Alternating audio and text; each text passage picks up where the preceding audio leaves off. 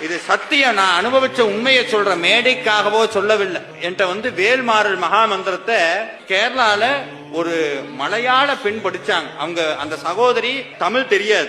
அவங்க என்ன பண்ணுவாங்கன்னா, அந்த வேல்மாறல் மகாமந்திரத்தை மலையாளத்திலையும் இங்கிலீஷ்லயும் எழுதிக்குவாங்க.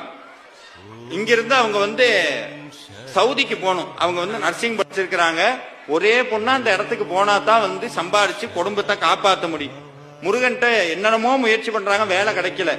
வேல்மாறல் மகாமந்திரத்தை தொடர்ந்து படிக்கிறாங்க. அதுல அதிசயம் என்னன்னா, மொத்தம் ஒரு குறிப்பிட்ட நபர், அதுல இவங்க கடைசியில இருக்கிறாங்க, கிடைக்கிறதுக்கு வாய்ப்பே இல்லை. திடீர்னு அவங்களுக்கு ஒரு போன் வருது, நீங்க செலக்ட் ஆயிட்டீங்க, வாங்க, விசா ப்ராசஸ் ஆயிடுச்சு, போயிட்டாங்க. அந்த சவுதியில நர்ஸா இருந்தாங்க. அது அதிசயம் கிடையாதுங்க. உடல்நிலை சரியில்லாம மயக்கம் போட்டு விழுகிறாங்க. அதே இடத்துல, வேலை பார்க்கிற இடத்துல கொண்டு போய் வைக்கிறாங்க. ஹாஸ்பிட்டல்ல பாக்குறாங்க. டாக்டர் செக் பண்றார்.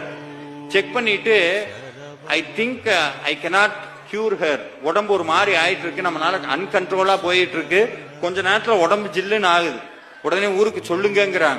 சொல்லி இதெல்லாம் பேசிட்டு இருக்காங்க. நடந்த அடுத்த அந்த பொண்ணு ஒரு குறிப்பிட்ட நேரத்துக்கு மேல மூச்சை இழுத்து எந்திரிச்சிருச்சு. ஆனா அந்த பொண்ணு எந்திரிச்சுன்னு அம்மான்னு சொல்லல, அப்பான்னு சொல்லல.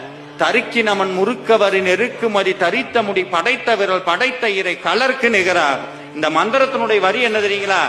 யமனையே எட்டி உதைத்த சிவபெருமானுடைய திருவடிக்கு நிகரானது முருகனுடைய வேல். யமனை